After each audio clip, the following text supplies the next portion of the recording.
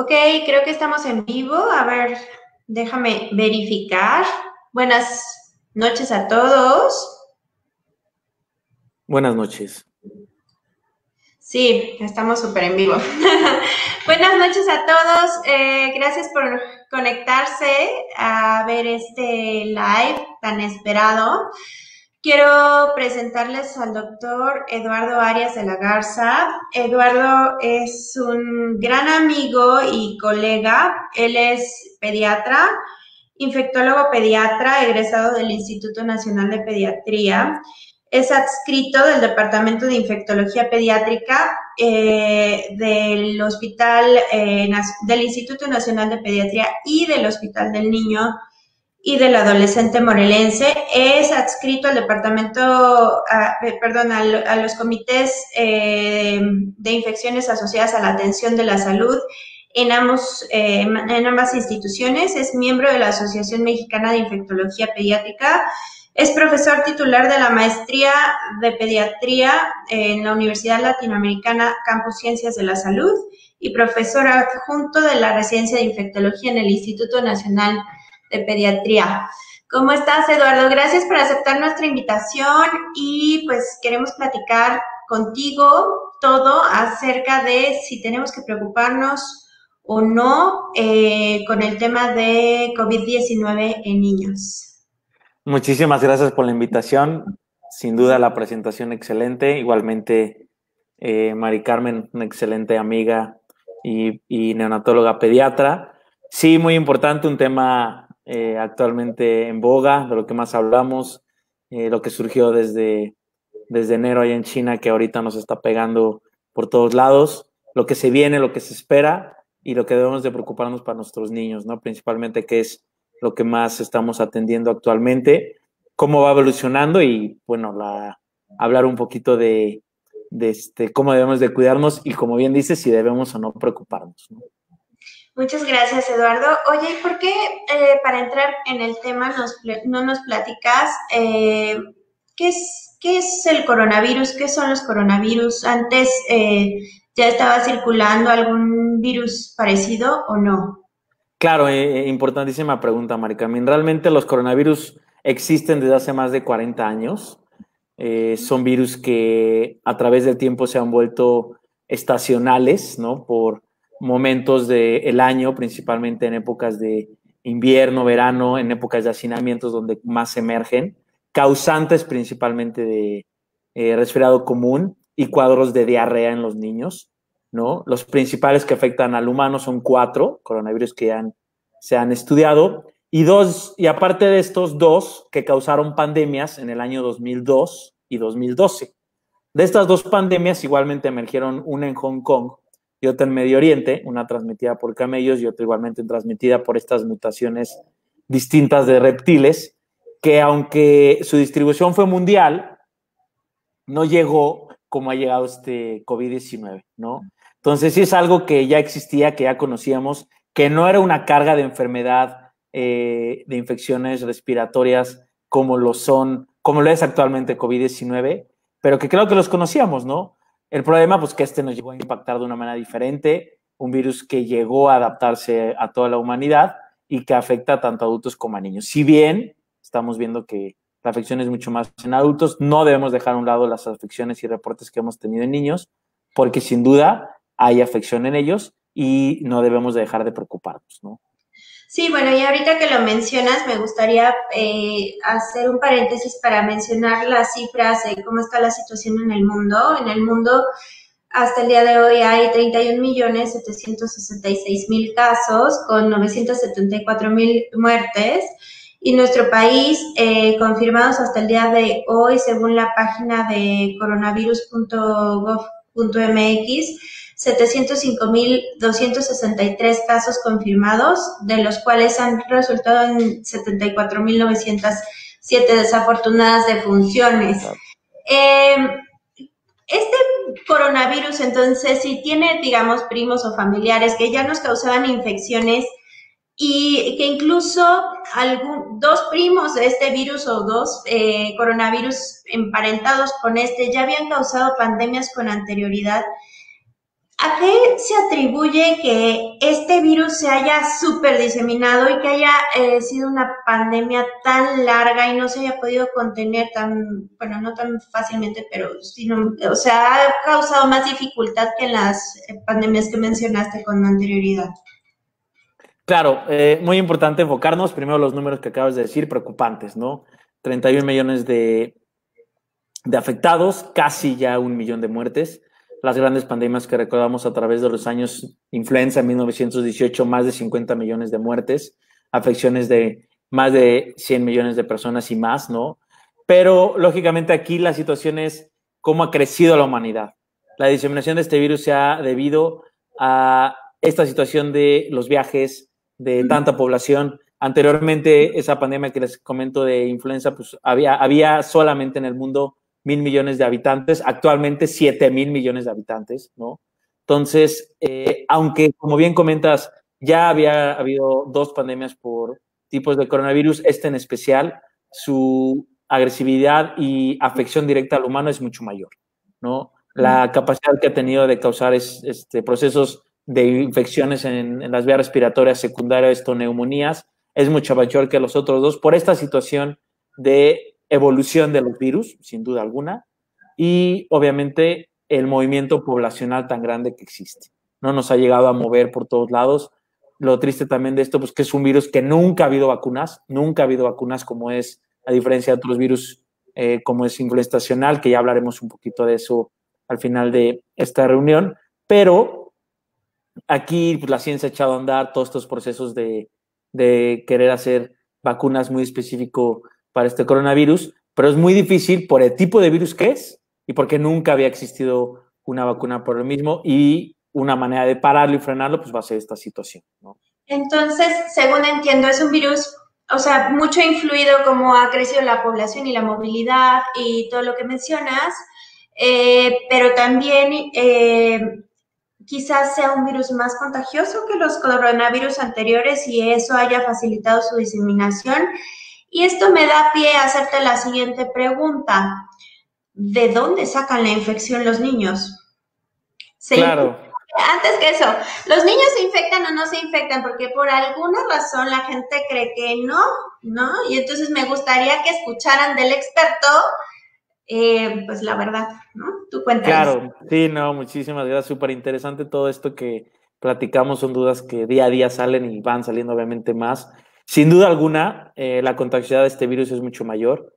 Los cuadros severos son mucho mayores con este virus que en los pasados. Como bien comentábamos anteriormente, los otros coronavirus nos podían dar mucho mayores casos asintomáticos e infecciones que pasaban desapercibidas, pero per se no es tanto el porcentaje como los previos. Los niños, claro que se infectan, sin duda. O sea, yo en vida les puedo decir que en la institución donde trabajo en México, realmente aquí en el Hospital de Niño Molense, claro que hemos visto casos. Hablando más del Instituto Nacional un poquito, donde laboro, tenemos aproximadamente hasta este momento rondando los 80, 82 casos. Y muchos otros que probablemente no se hayan identificado, ¿no? Que es una realidad. Pero por supuesto que se infectan, por supuesto que el partidario inicial va a ser estas reuniones sociales extensas que podemos hacer, estas fiestas que hacemos a lo mejor sin control, sin alguna prevención importante que debemos hacer, este grupo de gente que se reúne y papás, mamás, abuelos son los que transmiten al niño la infección. Ahora, el niño, por supuesto que también te puede transmitir la infección, esto es una realidad, aunque en menos frecuencia, pero la cantidad de virus que excreta el niño es similar al adulto, pero en mayor cantidad, lógicamente, el adulto lo va a hacer. Entonces, no debemos dejar a un lado esto. Los niños, claro que se infectan, aunque las infecciones son de leves a moderadas y el menor porcentaje van a ser severas, también puede llegar a severidad, también podemos llegar a tener que hospitalizar a nuestro hijo por una infección por este COVID-19 y obviamente el niño ser un vector o transmitir esta infección a un paciente adulto con mayores factores de riesgo que cause una mayor infección más grave dentro de nuestro paciente. Ok, sí, Eduardo, fíjate que las invito y los invito a leer el blog que escribí para la página de First Ears, para que lo vean. Y pues bueno, yo encontré que hasta el 95% de los niños que se infectan de brotes familiares. Es decir, es muy raro que el agente primario de la infección familiar sea el niño, ¿no? Generalmente es un adulto que sale a trabajar y que le trae al niño la infección a la casa. No significa que no debemos de salir a trabajar, sino que debemos de salir pues lo suficientemente protegidos y tener muy buenas medidas de protección. Y que ya que estamos en esto, pues ¿por qué no hablamos de cómo se transmite este virus? A lo mejor suena un poco redundante, pero quizá eso nos da pauta para poder hablar un poco de prevención de la infección. Lalo, ¿cómo ves? Claro, claro. Una vez ya conociendo lo que son los coronavirus, esta entrada que hemos tenido de los contagios, hay que conocer las características del contagio del virus, periodos de incubación, ¿no? Y sobre todo lo que me va a llevar y manifestaciones clínicas. Hablando muy específico de cómo vamos a contagiarnos de este virus, principalmente en 99.9% de los casos es por gotitas de flujo. Las gotitas respiratorias que yo exhalo en el momento de tener esta infección, al toser, ¿no? Si yo me toco la cara, una persona infectada que se toca la cara y que no tiene una adecuada higiene de manos y que le da la mano al niño y ese niño se lleva la mano a la boquita, a su nariz, a sus conjuntivas, es la vía de entrada del virus.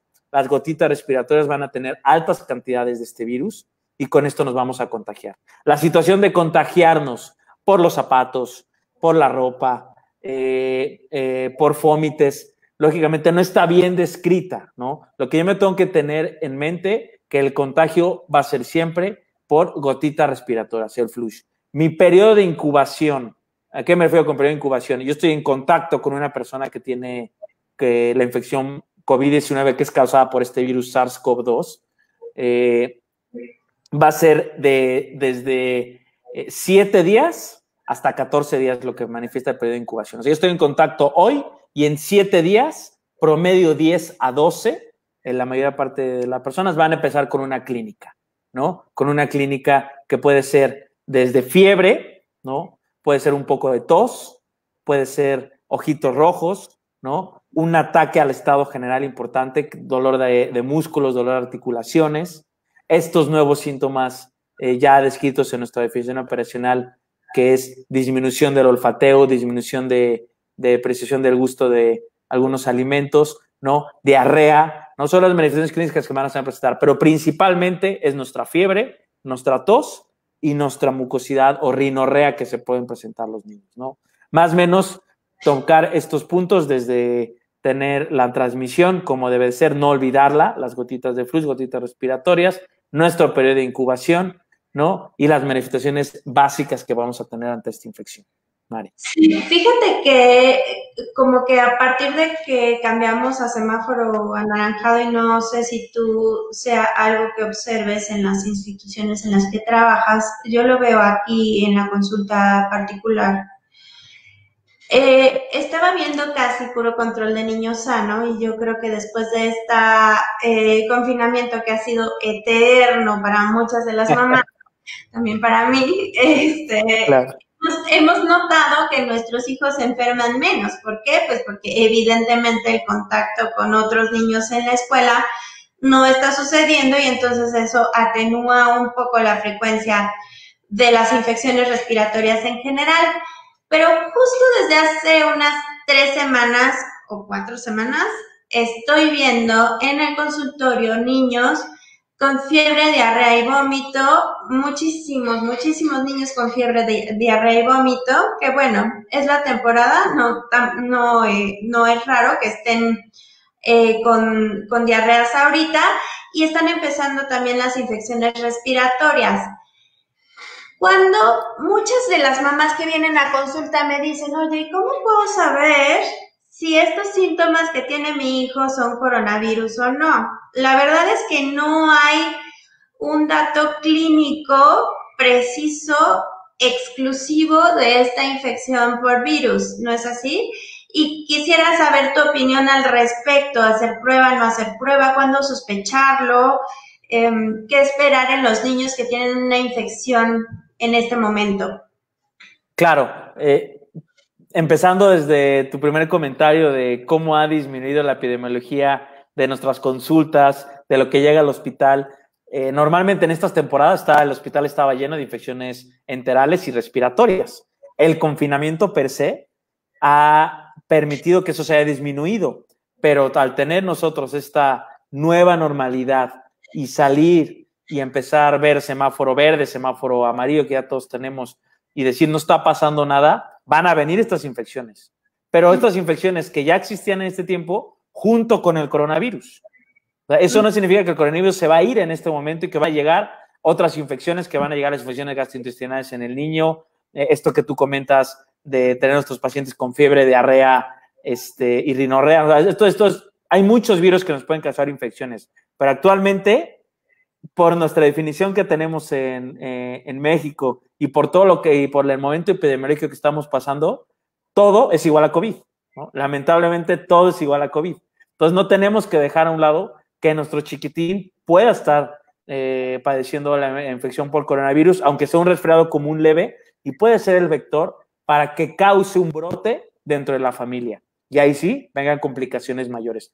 Por supuesto, no tenemos que preocuparnos de más, que entrar en pánico y decir, hijo, mi bebito tiene fiebre, voy rápido a hacerme la prueba de COVID, hisopado nasofaringeo que tomamos en la muestra con exactamente un hisopo que le llamamos, que no es más que un cotonete un poco extenso, un poco largo, que entra en nuestra nariz y hace una muestra de la nasofaringe, la parte que tenemos atrás entre la nariz y la boca y la parte de la nasofaringe, y que es la manera de tener el diagnóstico en el momento. Pero no debo dejar a un lado que sí puede ser. Entonces, ¿qué tengo que yo pensar? Si yo hace 10, 12 días salí, estuve en convivencia con gente con la que no había estado en convivencia, si esas personas a lo mejor tienen un cuadro muy leve de gripa, si mi papá o mi abuelo, mi tío que viven en casa salen todo el día, a lo mejor utilizan transporte público, a lo mejor trabajan en lugares donde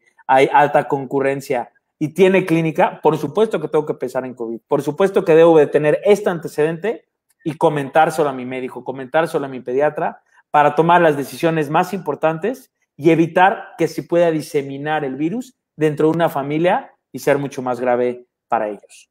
Así es, entonces digamos que ahorita cualquier fiebre gripa o cualquier fiebre diarrea en un niño tenemos que pensar que es coronavirus hasta no demostrar lo contrario, ¿cierto? Sí, entonces la conducta correcta sería como aislarnos en casa 14 días y ver la evolución y estar en contacto con nuestro médico de cabecera, con el pediatra de nuestros hijos y quizás si alguno de los adultos recientemente tuvo fiebre o tiene fiebre, después de que el niño comienza con fiebre, pues quizá sea buena idea hacerse la prueba, que los adultos se hagan la prueba, ¿no?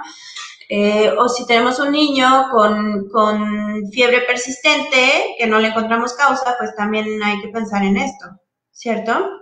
Claro, sin duda. No debemos dejar a un lado que ante tener las manifestaciones clínicas ya descritas, sabiendo nuestra definición de la enfermedad, que es muy amplia, sí. Debemos de, como bien comentas tú, estar en casa, pensar en estos antecedentes que les comenté y quedarme ahí hasta ver si no hay alguna clínica distinta, ¿no? Si yo decido, junto con mi médico, realizar la prueba, pues bueno, se puede realizar, hago un descarte, pero eso no quita que tenga infección por otro virus que también puede ser contagiante para mi familia, ¿no? Claro, eso que dices es súper importante, o sea, a lo mejor no tiene coronavirus, pero sí tiene influenza, ¿no? Y si voy a visitar al abuelito, pues igual, si el abuelito no está vacunado, igual, pues, no, quizá no sea como la mejor idea. Entonces, lo más importante ahorita es aislarse.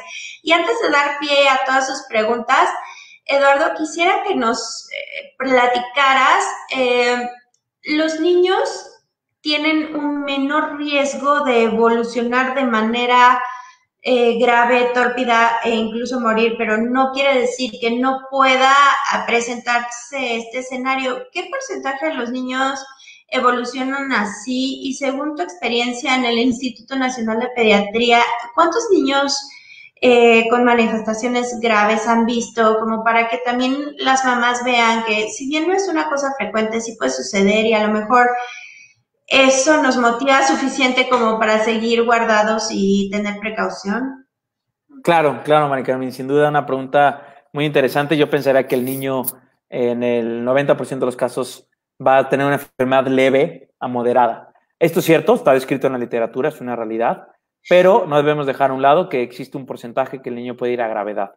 La experiencia que tenemos tanto en el Hospital Niño-Molense como en el Instituto Nacional de Pediatría, hemos tenido casos de niños previamente sanos que llegan al hospital con cuadros graves y que requieren estancias en el hospital y que lamentablemente pueden complicarse. Te podría hablar de entre los 80 a 90 casos que hemos tenido, aproximadamente 10, 12 han ido a gravedad. Sin duda alguna, no debo dejar a un lado que son hospitales donde vemos padecimientos sumamente graves, pero también hemos tenido niños previos sanos que a lo mejor llegan con manifestaciones clínicas de diarrea y literalmente se les está yendo la vida con la diarrea, o sea, tienen muchas evacuaciones, aparte de fiebre, tienen el antecedente epidemiológico y fue igual a COVID, ¿no? Entonces esto es muy importante que no le dejemos a un lado, porque claro que el niño puede ir a severidad y sobre todo este síndrome descrito ya a partir de algunos meses atrás, este síndrome multisistémico inflamatorio asociado a COVID, ¿qué es lo que pasa? No quiero redundar en cosas muy académicas ni muy difíciles para la audiencia. Realmente aquí lo que sucede, el niño estuvo en contacto con COVID, se enfermó y 4 semanas después empieza a manifestar un cuadro de mucha fiebre, de dolor abdominal, de mucho ataque al estado general, que va a gravedad en casi un 80-90% de los casos. Muy importante nosotros que observemos esto si tuvimos el antecedente de infección en nuestros niños. ¿En qué porcentaje se presenta? La literatura mundial refiere un 4.5, un 8%, pero esto es algo que es nuevo y que poco a poco iremos sabiendo más. Las series más grandes de niños, series de Estados Unidos, series de Europa, que pueden abarcar hasta 7,000, 8,000 niños, la mayoría sin duda van a enfermedad leve a moderada, pero está ese porcentaje que va a enfermedad grave. Otro punto muy importante que no quiero dejar a un lado, hay casos en los niños, por ejemplo, las series en Estados Unidos, de aproximadamente 2,000, 3,000 niños, casi un 50% no hace fiebre y tiene otras manifestaciones como tos, rinorrea, ¿no? Moquito, ¿no? Un ataque al estado general, ¿no? Y diarrea. Esos pacientes no podemos dejar a un lado que también puede tener esta infección, porque no todo fiebre es igual a COVID y no ningunos otros síntomas también pueden ser igual a COVID. Claro, y entonces aquí así empezamos a responder las preguntas de la audiencia que Mariana Ochoa, hola Mariana, ¿cómo estás? Pregunta que y si no hay fiebre, ¿qué pasa? Pues lo acabas de decir ahorita, o sea, cualquier manifestación infecciosa, diarrea, tos, dolor de cabeza, escurrimiento nasal, dolor abdominal incluso, claro. Todo es COVID, todo es COVID hasta no demostrar lo contrario. Suena así como que dramático, pero es mejor pensar qué es y aislarse y no poner en riesgo a alguien que sí puede tener la posibilidad de complicarse, llegar a terapia intensiva, etcétera, etcétera. Nos pregunta Laura Benítez, ¿hasta qué edad es indicado el cubrebocas en niños? Yo más bien creo que Laura nos pregunta que desde qué edad hay que ponerles cubreboca a los niños, ¿no? Yo, así entiendo. Claro, sí, sin duda. Ya vamos a tocar toda esa parte tan interesante de prevención, ¿no? Finalmente ya fuimos por bloques, conociendo todo lo que son los coronavirus, cómo ha ido afectando esta pandemia a través del tiempo, cómo se ha comportado con nosotros en México esta pandemia. Ha sido tan larga por esta situación de evitar que se caigan los sistemas de salud, pero ha habido cosas secundarias que no han estado exactamente bien medidas, ¿no? Pero en cuestión pediátrica, no debemos dejar a un lado, y no lo quiero dejar de mencionar, que de todos los casos que mencionó Mari Carmen al inicio del charla que tenemos aquí en México, aproximadamente están reportados 8,000, 9,000 casos en pediatría, y sí, tristemente, ha habido aproximadamente 273 defunciones, que corresponde casi al 1.5% de la población infectada, aunque ha habido casos que lógicamente no hemos sabido por situaciones de falta de prueba, por situaciones de realizar la prueba. Pero hablando ya muy específico de esta situación que ha sido de mucha controversia del uso universal de cubrebocas, el no uso universal de cubrebocas, inicialmente decíamos, no tenemos por qué usarlo. Posterior a eso vienen organizaciones como la CDC en Estados Unidos, viene parte de Europa y ya, bueno, se adentra algo de utilizar la mascarilla universal como medida de evitar contagios, ¿no? Que sí está bien descrito, ya hay estudios serios que sí disminuyen una transmisión, sobre todo donde hay un hacinamiento importante, ¿no? Pero en cuestión de niños, la literatura te pone que mayores de 5 años de edad es cuando yo debo de empezar a utilizarlos, ¿no? Que eso es lo ideal, pero eso no quita que si yo voy a algún lugar y puedo empezar a utilizar el cubrebocas en mi chiquito, colocárselo, ¿no? Yo sé que no es algo muy ameno traerlo, pero sin duda alguna disminuye la gran situación de transmisibilidad de este virus y claro que va a impactar tanto en los chiquitos como en adultos para que no haya este contagio. Sí, y hay algunas publicaciones y organismos internacionales que incluso postulan que un niño mayor de 2 debería de usar, ¿no? O sea, yo cuestiono un poco esto porque pues hay niños que yo me imagino a Andrés a los 2 años, pues no creo que hubiera sido posible ponerle un cubrebocas, ¿no? Claro, claro. Depende del niño, sí, pero sí hay que intentarlo. Aquí hay una pregunta de la prueba rápida y esa me encantaría contestarla yo, si me lo permites. La prueba rápida no sirve, no gasten su dinero en eso. La prueba rápida no sirve absolutamente para nada, ni en niños ni en adultos. La prueba rápida puede detectar anticuerpos de otros coronavirus a los que seguramente ya estuvimos expuestos. Si nos sale una prueba rápida positiva, quiere decir que ya tuve un coronavirus, no necesariamente SARS-CoV-2, quién sabe cuál, pude haber tenido otros. No, así mismo, como si sale negativa, tampoco descarta que no tengo la infección. La manera de hacer diagnóstico de SARS-CoV-2, de infección por SARS-CoV-2, es hacerse el aspirado el hisopado nasofaríngeo y la prueba se llama PCR y es la única prueba diagnóstica en el momento actual. La prueba de anticuerpos en sangre sirve para saber si ya estuve expuesto, pero ahí les va un tip. O sea, si yo estoy empezando con síntomas, le voy a tocar madera por aquí, si yo estoy empezando con síntomas hoy, la prueba de anticuerpos no me va a salir positiva hoy. Muy probablemente después de 2 a 3 semanas empiecen a elevarse los títulos de anticuerpos en sangre, por lo tanto no tiene ninguna utilidad para hacer diagnóstico en el momento de la enfermedad aguda. No sé si quieras agregar algo más, Lalo.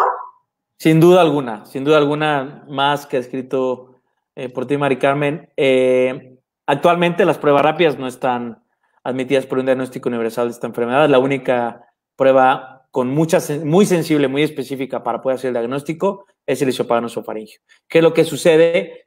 Ha habido situaciones de que ahorita las pruebas rápidas son cartuchos como si fuera una prueba de embarazo, una gotita de sangre y tengo una situación de positivo o negativo. Entonces con eso han estado vendiendo, estresando a la gente y como bien comenta Mari Carmen, la probabilidad de que eso tenga un falso positivo, o sea, que es una mentira que sea positivo, es altísima, porque yo puedo estar en contacto con otro coronavirus, como bien comentó, de los que ya les comenté, y que sea positiva, ¿no? O igualmente tener un defecto a la misma prueba y no servirme para un diagnóstico actual. ¿Y qué pasa? Pues voy a entrar en un pavor, ¿no? Sale positiva, hijo, yo tengo, no, para nada. O sea, no entremos en esta situación de hacer nuestras pruebas rápidas porque no va a servir.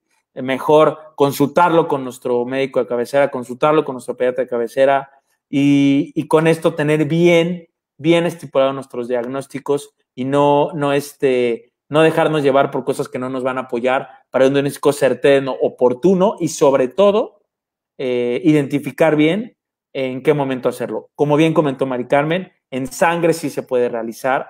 No hay algunos laboratorios obviamente ya que realizan esta prueba dirigidamente en sangre, pero esto va a servir 3-4 semanas posterior a que yo tuve la infección.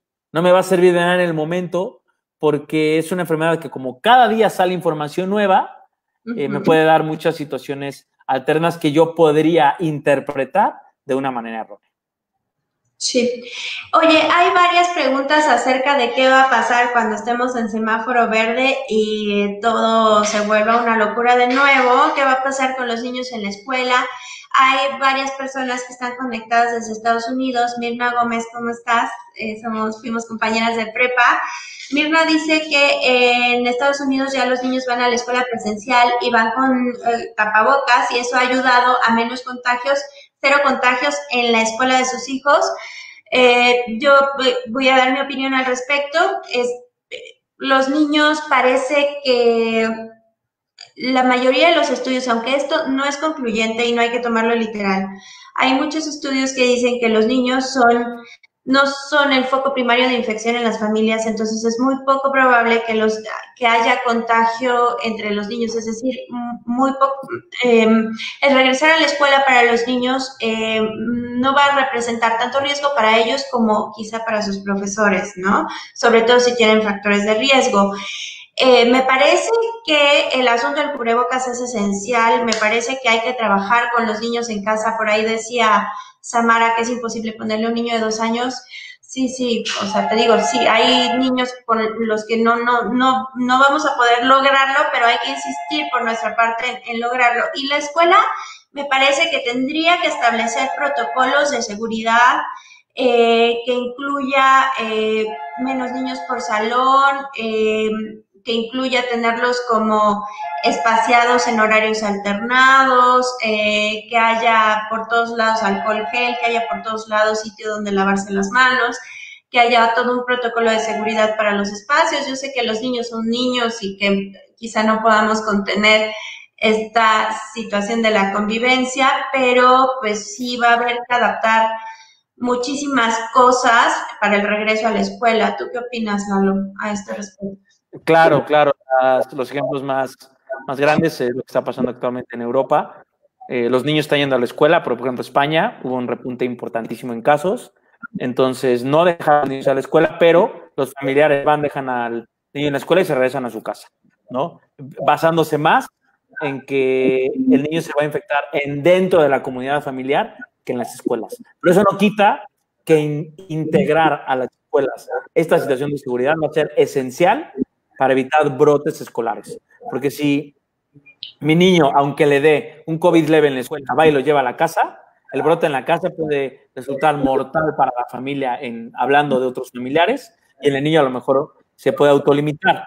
Pero cuestión de llegar a semáforo verde y decir que no va a haber un incremento de casos, pues sería tapar el sol con un dedo. Pero sí deben de haber estrategias muy importantes en la escuela, impactar en esta situación de higiene de manos, sin duda alguna que comentas del uso de cubrebocas, tener una ligera sana distancia dentro de las aulas, menos tiempo dentro del salón, ¿no? Y tener, lógicamente, un control sintomatológico en cada una de las escuelas para evitar llevarlo y regresarlo a casa, ¿no? Ese es un tema importantísimo. ¿Cuántas veces no vemos que el niño está con las velas de moco escurriendo y lo mandan a la escuela? Yo creo que aquí vamos a tener que tener una conciencia muy, muy grande de lo que le puede pasar a alguien más. No le va a pasar a mi hijo, a lo mejor no me pasa a mí, porque bueno, todos ustedes son muy jóvenes, yo ya no tanto, pero a lo mejor no nos pasa nada a nosotros, pero ¿qué le va a pasar al adulto mayor que se hace cargo de ese niño algún día en la semana, ¿no? Entonces sí tenemos que ser súper conscientes de que si hay un síntoma, tenemos que aislarnos en casa y no mandar al niño a la escuela, pues por el bien de todos, ¿no?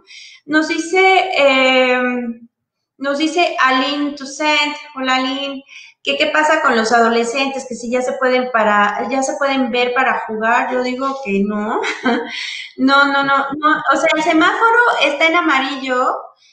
Por ahí compartí un post en la mañana, creo. El semáforo amarillo es como para reactivar la economía y que el país no se vaya más al hoyo. Pero en realidad no es como aún para socializar. Me parece que aún es riesgoso. Estamos en semáforo amarillo, pero la situación en algunos hospitales no disminuye. O sea, los casos en adultos, pues digamos que está ya como la meseta, tan anunciada meseta de la infección y ya empiezan a descender un poco las muertes diarias, pero siempre un cambio de semáforo es un riesgo de aumento en la actividad y por lo tanto de exceso de confianza. Lo tomamos como un permiso para ya vernos, ya hacer la carne asada el fin de semana, que voy a ver a mi abuelita que no la he visto en 6 meses. Sí, o sea, a lo mejor suena dramático, pero a lo mejor si la vamos a ver es la última vez que la veamos. Todo, esto no ha terminado. Sí ha habido rebrotes, como dice Eduardo, en España muy graves a partir de que la semaforización avanzó. Entonces, pues sí, hay, digamos que apertura de algunas actividades, pero sigue, creo, teniendo que haber mucho cuidado en la socialización, porque esto puede diseminar la infección.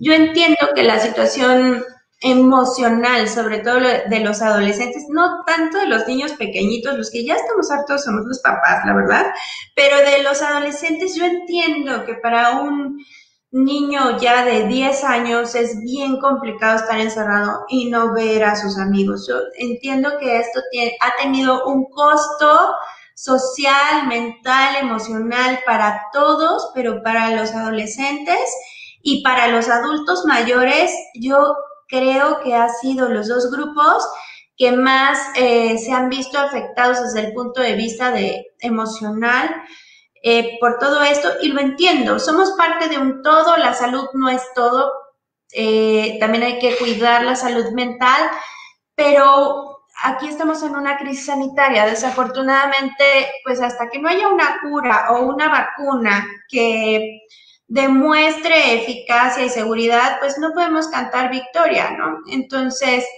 pues sí, qué horrible vida nos está tocando vivir en este momento, pero pues estamos vivos y eso lo tenemos que agradecer y hay que seguirnos cuidando, ¿no? No sé si tú tengas una opinión contraria o distinta. No, para nada. Mire, es muy complicado esta parte. Esto vino a cambiar el mundo, vino a enseñarnos cosas nuevas. Finalmente esto va a pasar, como han pasado muchas de las pandemias, pero lo importante es pasar esta pandemia, ¿no? Lo importante es llegar a eso, llegar sanos, llegar vivos, que es lo más situación. No, obviamente no es querer ser extremista, pero por supuesto que los números están bien descritos, que sin duda alguna puede haber lugares donde haya más, haya menos. Nosotros lamentablemente somos una de las poblaciones con mayor obesidad a nivel mundial, con diabetes, hipertensión, muchas comorbilidades que afectan, que ayudan más a que este virus sea más severo. Pero esta parte de los adolescentes, pues sin duda, están desesperados, tienen una situación de estudio diferente en casa, lo único que quieren es salir, ver al amigo, ver esto.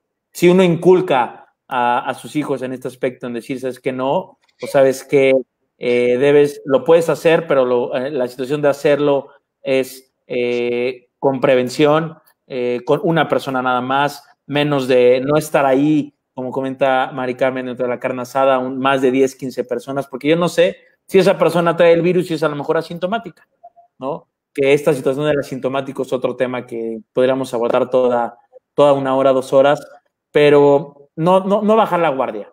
Yo he visto estas situaciones de que uno dice, esto está bajando, esto se está estabilizando, esto es una meseta, pero bueno, el virus sigue y seguirá de aquí probablemente cuando terminamos la época invernal junto con influenza. El miedo actual más grande es que se va a juntar con influenza y vamos a ver qué pasa. Pero si todas esas acciones que hemos realizado de aprender a usar el cubrebocas, de aprender a lavarnos las manos, de aprender a tener distanciamiento social, lo usamos para esta temporada que viene, seguramente el impacto va a ser menor, pero debemos de hacerlo. No decir, ya tengo semáforo verde, ya tengo semáforo amarillo, bajo todas mis medidas. En el hospital mismo lo hemos visto, hay relajación de las medidas. ¿Cuándo hay relajación?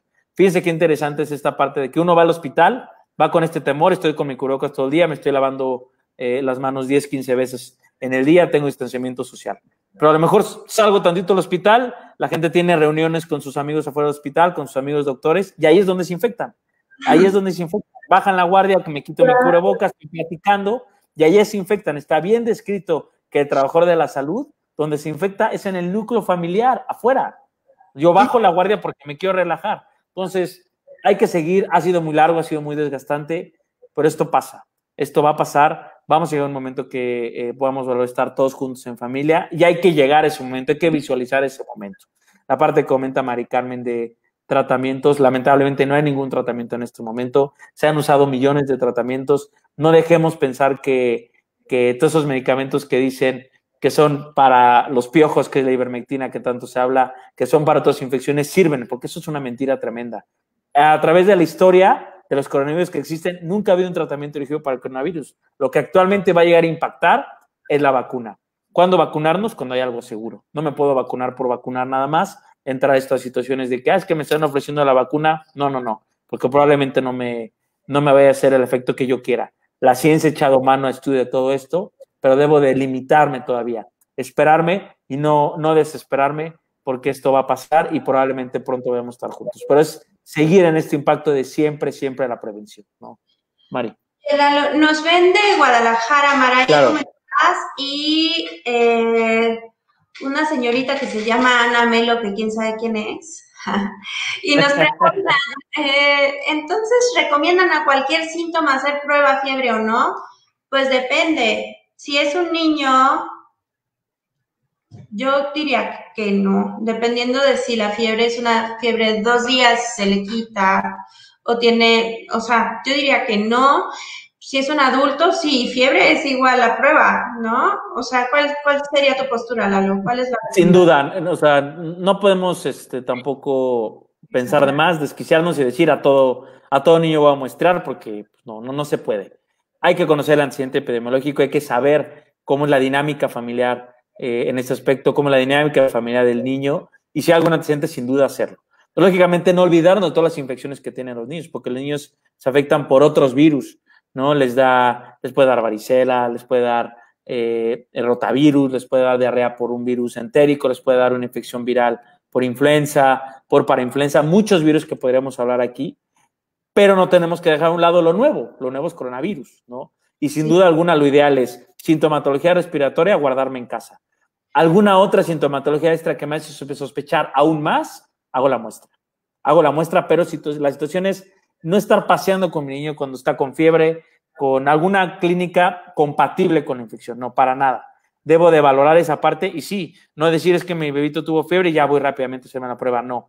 Acercarme con mi pediatra a hacer una valoración, pero sí quedarme en esta parte de casa durante este tiempo que se puede autolimitar como cualquier otra enfermedad que la da a nuestros niños, ¿no? Exacto, más bien pensar, si es muy probable que sea, mejor me quedo en casa 14 días y ante cualquier situación estoy en contacto con mi pediatra, pero si yo adulto tengo síntomas, entonces quizá valorar si hacemos la prueba.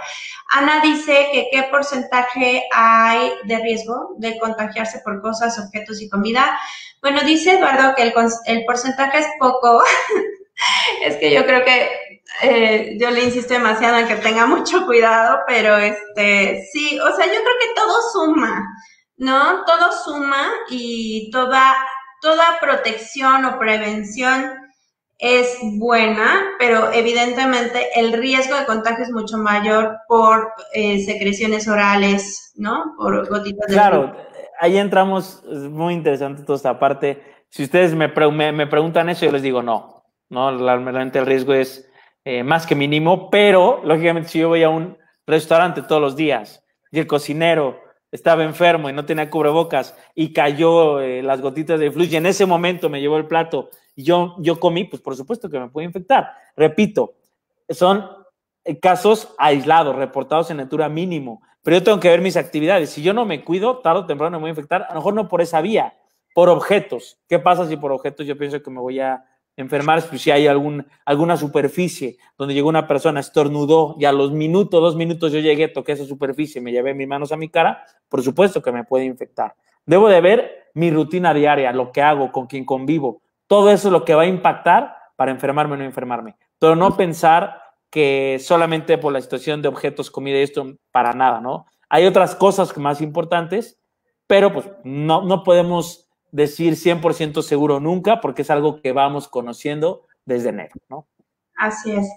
José Salgado dice, diagnosticaste a mi hija con Kawasaki a inicio de año. Hasta el momento, todo su seguimiento ha estado bien. Su cardióloga me comenta que aún no hay casos de referencia de niños con COVID en el INER con este antecedente de Kawasaki. ¿Ustedes han tenido casos con este antecedente o hay literatura que hable de eso? O sea, es una niña que a inicio de año tuvo Kawa y que sí se le tuvo que poner gamma globulina, según recuerdo. Ajá. Muy bien. Entonces, él pregunta si hay niños con este antecedente. Claro, hay que partir desde esta condición nueva que le estoy comentando que ha aparecido en los niños. Las diferentes organizaciones a nivel mundial toman que este síndrome inflamatorio en los niños se puede presentar como Kawasaki. Pero hablando de enero, yo puedo decir que ese cuadro de tu nena, lógicamente fue un Kawasaki en ese momento no relacionado a COVID.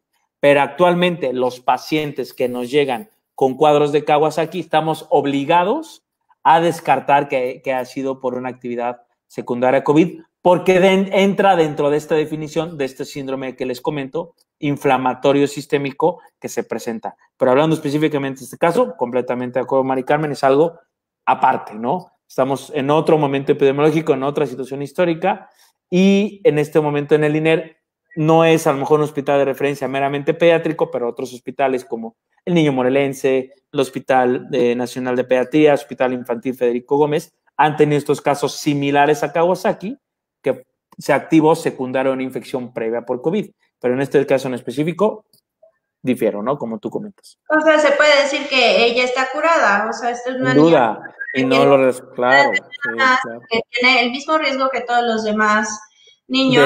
Claro, sí, de presentar esta parte, sí. O sea, no es un niño que tenga una enfermedad crónica, que esos niños sí, pues, o sea, son los que se han complicado en su mayoría, ¿no? De Exactamente. Los que con cronicidades son los que se complican, pero digamos que ella es una niña sana. Nos dice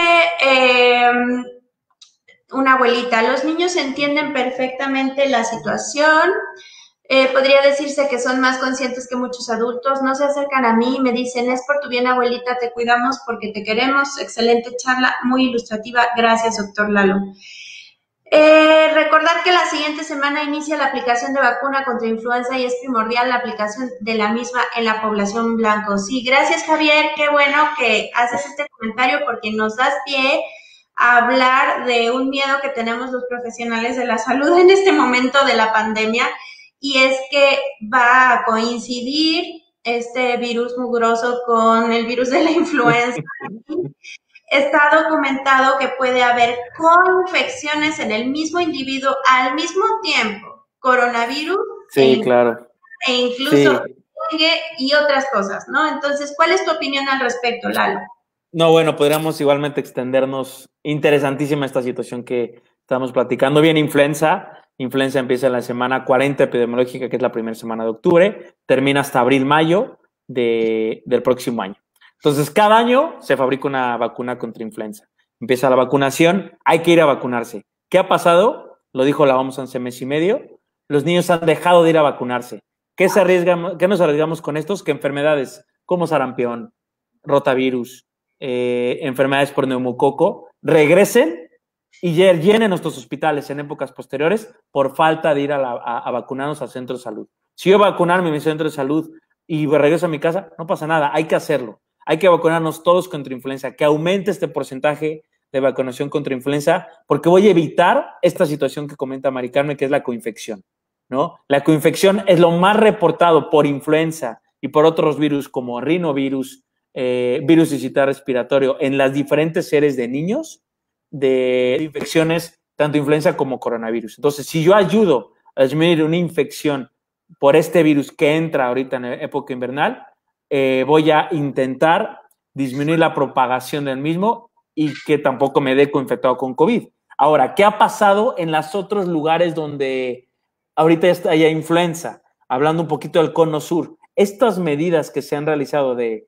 mascarilla universal, distanciamiento social, confinamiento, han servido para que la época de influenza no impacte tanto en toda la población y disminuya. Si nosotros seguimos utilizando estas medidas de prevención, vamos a ayudar. Por una medida de prevención, lógicamente, es la vacuna. Esperamos que sea una época distinta y que podamos tener menos casos de influenza y, lógicamente, menos casos de coronavirus. Pero el riesgo existe y el miedo es enorme. El rebrote puede llegar y nosotros, ¿cómo podemos impactar? Yéndome a vacunar. Hay que ir a vacunarnos con nuestro médico para esta vacuna de influenza a todos, ¿no? Con respecto a lo que pregunta Aline de a dónde ir a vacunar, la verdad es que poniendo sobre la balanza digamos, el riesgo que hay de una coinfección influenza coronavirus, no debemos dejar que pese más el miedo a salir o a ir al centro de salud por la vacuna, porque eso ha estado ocurriendo con otras infecciones, por ejemplo, con otras vacunas en otros grupos de edad, por ejemplo, niños de 1 año que tienen que ponerse sarampión, rubiola, paperas, no tienen ese esquema y, bueno, ustedes saben que recientemente hubo un brote en la Ciudad de México por esta situación. Entonces, sí, la OMS ya hizo un pronunciamiento muy, muy, muy intenso acerca de que hay que vacunar. Es más el riesgo de no vacunarse que el riesgo que tenemos digamos, acudir a un centro de salud y adquirir la infección. Yo creo que hay algunas estrategias para poder ir de manera segura a un centro de salud. Una es informarse de horarios de centros de salud que están como más vacíos, de movimiento, ¿no? Eso se puede ir haciendo. La vacuna aún no llega al sector salud, pero pues podemos ir avanzando con esta situación. Nos pregunta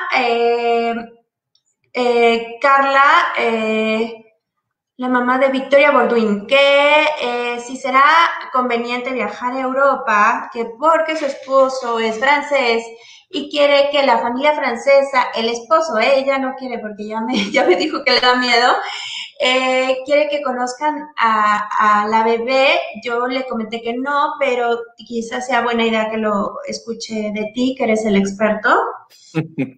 Claro, me pone a mí, Mari Carmen, a tomar decisiones sobre los pacientes complejas.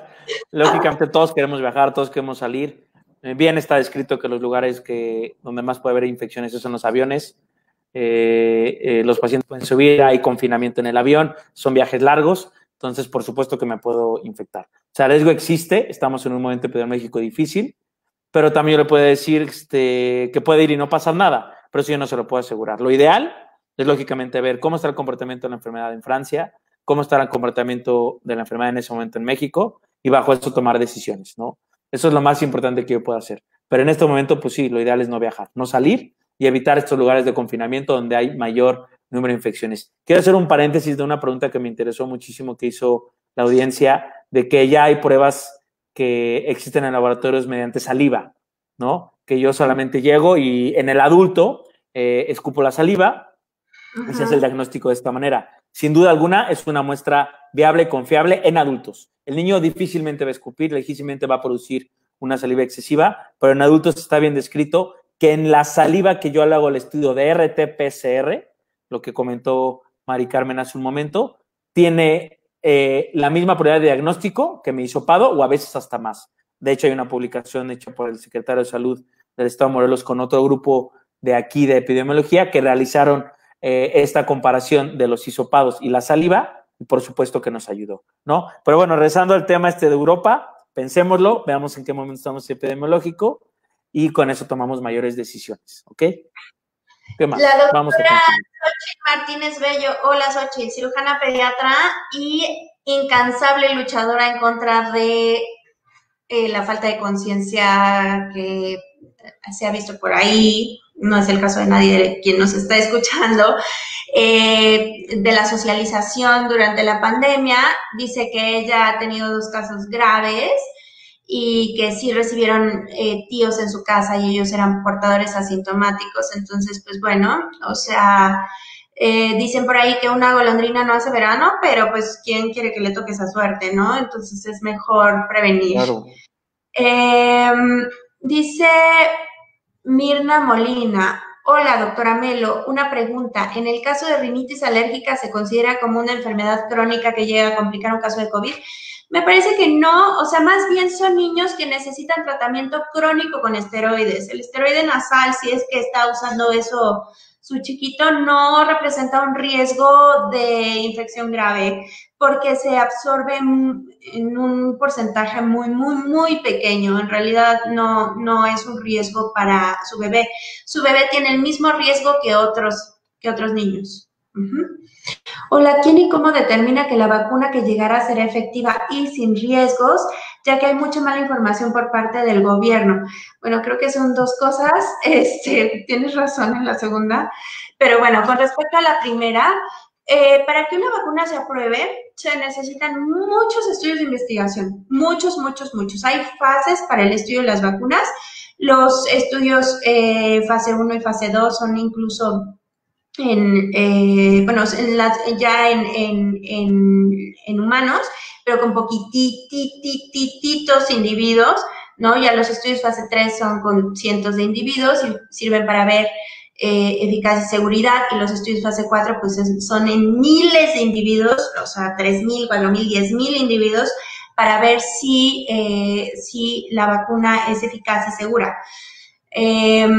Lo determina pues la ciencia, no lo determinan los grupos porque muchas veces me dicen, es que bueno, la industria, ¿cómo podemos confiar en la industria? Pues sí, está bien pensar mal, pero la industria de vacunas y la investigación al respecto de vacunas siempre está cofinanciada con los gobiernos, entonces no crean que todo lo que nos proponga la industria farmacéutica está mal.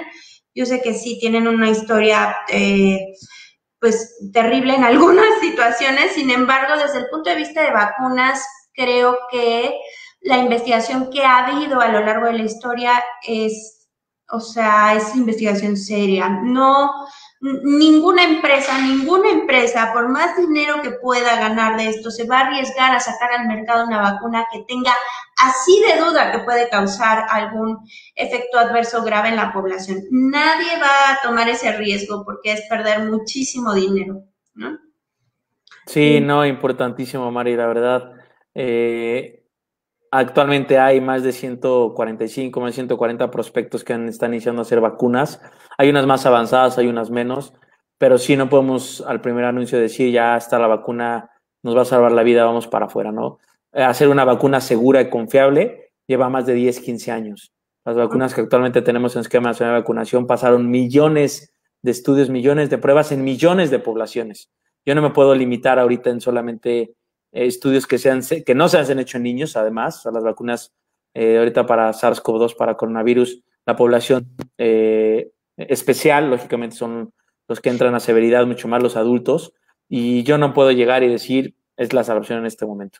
Que probablemente en un año, a lo mejor, tengamos algo con mucha seguridad, si se espera que antes la ciencia está avanzando rápido, pero necesitan estudios de que produzca defensas dentro del organismo, de que me pueda defender realmente contra la enfermedad. No, yo no puedo tener estudios nuevamente de 6 meses y empezar a vacunar a población a lo loco, porque puedo tener efectos secundarios peores que yo no quiera, ¿no? Eso no significa que le teman a las vacunas, para nada, pero las vacunas salvan vidas, por supuesto. Lo que queremos es que esto nos salve vidas para la infección por SARS-CoV-2, por coronavirus, pero en este momento adelantarnos y decir, ya me están vendiendo la vacuna para diciembre, nadie se los puede asegurar. Entonces no nos adelantemos, mantengamos la calma y ya verán que sin duda alguna tiene que haber una vacuna segura y confiable para que se coloque dentro del esquema nacional de vacunación, que es lo que se va a hacer anualmente, ¿no? Sí. Tenemos 2 preguntitas más, por obvio de tiempo vamos a tener que cortar, pero agradecemos a toda la gente que se conectó. Nos dice el doctor Héctor Salgado Santana, ortopedista de la hermana ciudad de Iguala. ¿Cómo está en salud de Iguala? ¿A partir de qué edad se puede vacunar a un niño contra influenza? A partir de que cumplió 6 meses. Hay que vacunarlos después de los 6 meses. Y si se vacunan por primera vez, en el caso de un lactante menor, hay que reforzarlos al mes de la primovacunación. Eso es lo que hay que hacer.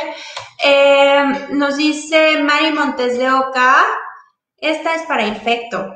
Nos dice, ¿los pacientes pueden aplicarse la vacuna?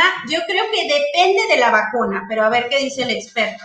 Bueno, lógicamente hay que ver el estado de lupus que se existe, la inmunosupresión que yo tenga, lo que yo tenga arriba, si estoy tomando hidroxicloroquina, más aciatropina, más prednisona y otros medicamentos que me bajen mi sistema de defensas. Si yo estoy en un momento de que la infección lúpica la infección por lupus está muy presentada, muy activa, lo ideal pues, no es vacunarse. Pero una enfermedad con lupus controlada, sin duda alguna me puedo vacunar. Entonces los pacientes hasta con VIH, con virus de inmunodeficiencia humana, teniendo un buen control, teniendo adecuadas defensas, se pueden vacunar. Entonces, todos se pueden vacunar, pero hay que tener excepciones y conocer bien a mi paciente. Repito, un paciente con lupus bien controlado, sin duda alguna se puede vacunar. Pues mira, hay ahorita 5 tipos de vacuna que se están en desarrollo, digamos. 5 tipos, pero hay como 200 marcas de vacunas o laboratorios estudiando vacunas. Ahorita están, si no mal recuerdo, como 27, 28 por ahí ya en estudios fase 3. De este tipo de vacunas, sí te puedo decir que si la vacuna que va a salir al mercado por demostrar que es segura y eficaz es una vacuna de virus vivos atenuados, hay que revisar tu estado de inmunosupresión porque si estás inmunocomprometida, entonces no te puedes vacunar con esa vacuna, ¿no? Sí, hablar específicamente de estos ejemplos de 2 vacunas, Mari Carmen, es varicela y sarampión, ¿no? Que son de virus vivos atenuados, ¿no? Entonces aquí ver el estado de inmunosupresión que tiene nuestro paciente es lo primordial y con eso se toman las decisiones, ¿no? Finalmente se consulta un experto en ese ámbito y con mucho gusto lo podemos aclarar, ya sea Mari Carmen o con mucho gusto yo en momentos dados, ¿no? Bueno, pues creo que fue sumamente enriquecedora esta plática, Eduardo. Muchas gracias. Gracias por conectarse. Qué padre que se conectaron pediatras también, residentes de infecto. Me da muchísimo gusto, aunque esta fue una plática dirigida más bien pues, al público en general. Pues qué gusto contar con su aval y con su acompañamiento. Gracias, Eduardo, nuevamente por estar aquí presente. Te vamos a invitar a que sigas, te vamos a exprimir, porque esta es una plataforma en la que queremos hacer llegar información científica, información válida a los papás para un poco quitarse como estos mitos que de repente hay, de cosas que hay en el internet y que no necesariamente tienen el sustento que deben de tener. Mil gracias a todos por conectarse. Y gracias, Eduardo, nuevamente. Buenas noches a todos. Bye, muchísimas gracias a todos por estar aquí, muchas gracias por la invitación. Estamos pendientes de todo, cuídense mucho, continúen con sus medidas de prevención y estamos pendientes por cualquier cosa que necesitamos. Muchísimas gracias, Mari Carmen, saludos a todos y cuídense. Bye.